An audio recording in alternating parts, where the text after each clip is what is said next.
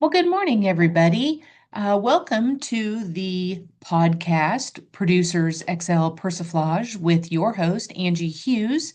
And this is the podcast for April of 2026. And in this month's episode, I have conveniently titled this one Medicare Isn't Retirement Insurance. And we're going to talk about why that is. So, just kind of kicking this off, right? Medicare's great, but Medicare's not a retirement insurance. And believing it is, that could be one of the most expensive assumptions that folks make. In segment one of this, we're going to kind of talk about why Medicare actually, what Medicare actually does, um, which basically Medicare covers doctors, hospitals, and some prescriptions. What it doesn't cover is just as important, which definitely through the Medicare conversation with our clients and consumers, we definitely have to point these things out. Um, Things that it doesn't cover, long-term care, extended caregiving, and many of out-of-pocket costs that show up later in retirement. In segment two of this podcast, I kind of want to talk about the cost gap. These gaps don't always hit right away, right? They can actually slowly creep in. And when they do, they often drain savings meant for a spouse or a lifestyle or a legacy. And then in segment three of this podcast, I want to talk about how life insurance can actually perform as a backstop to that. And this is where life insurance can quietly do some heavy lifting for you, providing some tax advantage dollars when health and care or timing just doesn't go as planned. And then at the end, we're going to think of Medicare as healthcare coverage, right? Not a full retirement safety net, but planning ahead gives you options and waiting actually limits them. So, Medicare, as we all know, right? Medicare is one of the most important benefits available to retirees. Everybody at some point, typically, right, unless you're solely on VA or you're solely on other like railroad benefits and things of that nature. But I mean, it's available to retirees. It covers hospital visits, doctor's appointments, prescriptions, and for many people enrolling at Medicare at 65 or when they decide to come off of their group plan and go into Medicare, right? It feels like a huge milestone, almost like crossing the finish line. Now, we help thousands of people throughout every given year, answering what, become very mundane and simple questions to us, but always come back to being big concerns for retirees and dealing with this very big concern that they have to address. But here's the problem. A lot of people think Medicare means that their health care costs are basically handled for the rest of their lives. And that's just not true. Today, we're going to talk about something that surprises a lot of retirees. Medicare is health insurance, not a retirement insurance. And understanding that difference could save them and their families a lot of financial stress down the road. So, what does Medicare actually cover? Just to give us kind of a little step back before we start stepping forward. Let's start with the good news because Medicare is a really important program. In general, it helps cover hospital stays, doctor's visits, preventative care, certain medical procedures, and prescription medications if you have drug coverage. But for millions of Americans, Medicare provides a solid foundation for healthcare coverage in retirement. The key word there is it's a foundation. Medicare was never designed to cover everything. There's still deductibles, copays, premiums, coverage limitations. That's why many people also choose supplemental plans like a Medicare supplement plan. They'll choose Medicare Advantage plans. They'll go into prescription drug coverage to help fill those gaps. Original Medicare, right? Because there's parts of Medicare and then there's plans of Medicare. And original Medicare only covers about 80% of your healthcare costs. So running naked, if you will, can leave you with quite a bit of financial exposure through your health care once you get into the Medicare system. But even with those plans in place, there are still some very big areas Medicare simply wasn't built to handle. This is where people are often surprised. Medicare generally doesn't cover long-term custodial care. If you look in your Medicare and You handbook for 2026 on page 55 and 56, it says it very plainly, very clearly, very bolded in print. That means assistance with everyday activities like bathing, dressing, eating, extended care in a nursing facility, right? There's just no coverage for that. And that type of care is actually one of the biggest expenses many retirees face. I can remember prior to us having the prescription drug coverage, um, one of the biggest hurdles that seniors or retirees had to face was paying for their prescriptions and those out-of-pocket costs. Now, yeah, we still have the grumbles because I don't need a drug plan. I don't take any prescriptions. My medications are generic in nature, so they're very low cost. And then there's penalties, right? If we don't go into these plans when appropriate, when the timing is there. So depending on where you live, long-term care can cost tens of thousands of dollars or even over $100,000 per year. This usually is eye-opening, to say the least, when you're talking to retirees about what's covered and almost more importantly, what's not covered. Another gap is extended recovery periods. Maybe someone experienced a stroke, a serious illness, a long-term care chronic condition. Medicare might cover the medical treatment, but not go the ongoing support that someone may need afterwards. Um, I know we've certainly witnessed that in our personal lives as we've watched our parents age. There are also other out-of-pocket costs that accumulate over time. Things like copays, deductibles, prescription costs, and services that simply aren't included in standard coverage. No, now none of this means that Medicare isn't valuable, right? It still very much is. It's not to diminish the program, but it does mean that relying on Medicare alone to protect your financial future can leave some pretty significant gaps. So, how do people actually pay for those gaps? So, what happens when those costs show up? In most cases, people end up relying on three things, right? First, personal savings. You're going to pay for it. You're going to use your retirement accounts, your investment dollars, your emergency funds that you've set aside, often become the first line of defense.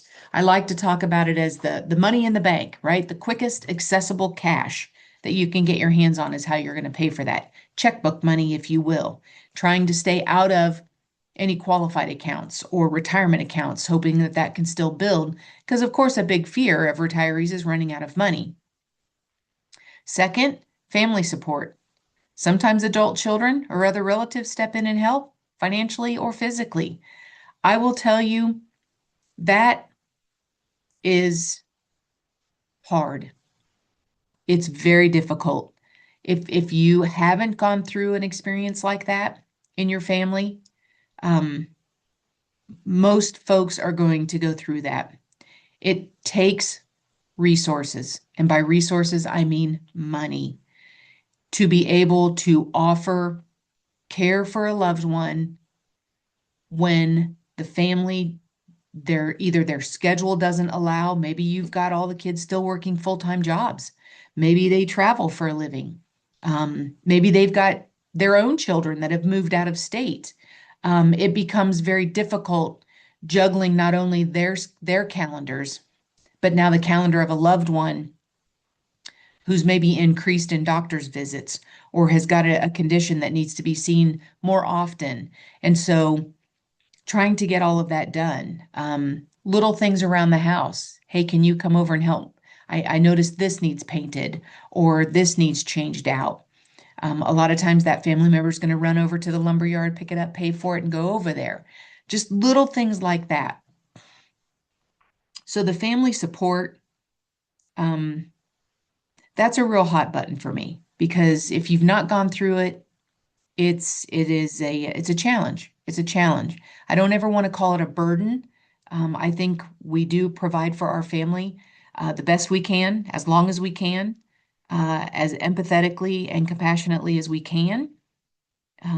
But sometimes it's just not enough. So the third thing we can do, right, is we start selling assets. I just had this conversation with a lady at my church this past Sunday. One of our church members is turning 85, and she went into a nursing home for rehabilitation. And believe you me, she is ready to go home. Every visitor that visits she says, "I'm ready to go home." Um, but I don't think the doctors agree with that, and definitely her daughter doesn't agree with that. And there's some cognitive impairment there. The concern is can mom even really take care of herself at home? So the only asset really sitting there is the home, right? So they would have to sell her house, take the monies, and pay for the care while she lives in a facility. So when you start selling assets, most of us intuitively go to our home, one of the larger assets. We've also got investments or other properties that we can use to pay for our care. None of these are necessarily wrong, right? Family support, selling assets, using your personal savings, none of them are necessarily wrong. But they can place unexpected pressures for sure on a retirement plan that took decades to build. I mean, we all work. I'm sure many of us enjoy our work. But I think also the income provided by the work that we do provides for a lifestyle that we all enjoy. And the intent is to build that lifestyle, build that retirement investment portfolio, and be able to live on that until we are no longer on this earth. So the concern of outliving money is very real. And many people just don't realize how quickly those resources can disappear when healthcare costs really start adding up. So this is where we kind of segue in is where life insurance can play a role in that. And I think there's a lot of retirees that maybe don't think about that. But this is where you start planning. When you have clients that you're working with and you're doing a full review, or you're maybe their property and casualty agent and you're their risk advisor, this is a risk. This is definitely a risk to them. So not overlooking it or stepping around it or stepping over it, thinking it's not my area of expertise. That's why you have good agencies out there that can help you do this, even help you with this, a point of sale so that you don't feel like you're going it alone, because we know we're going to get those questions from our consumers that are going to make us go, "Ugh, I don't know. I don't know the answer to that question." Pairing up with someone can help. So this is where planning with professionals and planning tools like life insurance can sometimes play a very helpful role. Some types of life insurance today include features that are called living benefits or chronic illness riders. I know you all know about these. I don't know of one single life insurance policy out there today that doesn't have some form of terminal illness, chronic illness, critical illness, or living benefit rider. It's a way to access your death benefit if you're still alive and you need help. They work in a whole host of different ways. They're not all designed equal or to perform the same way, but it's a great way, right? Life insurance, when you say that to a client or a consumer, life insurance equals death, but not anymore. Life insurance can equal your success into the balance of your retirement years if you need care and you need access to cash. I tell people long-term care insurance is nothing but an income stream to pay for care, just like your IRA, your Roth, your investment portfolio. It's designed to provide you an income in your retirement years. Long-term care insurance is an income stream to pay for care so that we don't have to divert income from your assets. Life insurance can do that same thing. It allows policyholders to access a portion of their benefit while they're still living and they've hit certain health criteria. Most of the times, it's your activities of daily living. In other words, instead of paying for this benefit after someone passes away, like I said, a lot of them think life insurance equals a death benefit. It's actually a living benefit now. It can provide funds during life for healthcare needs. And some families, that creates an additional layer of flexibility, especially if something unexpected happens in their health or it can occur later in retirement. Again, not about replacing Medicare, it's about building a broader safety net around it. So, what's the real goal of retirement planning? At the end of the day, retirement planning isn't just about reaching 65. I think we can all agree, and it was really interesting. I think I stated this on one of my other podcasts, right? We have a mortality table, but we have a morbidity table. And we actually, by the time we get to age 65, we're getting into that healthcare morbidity stage. Most of us have at least some health condition that we're dealing with.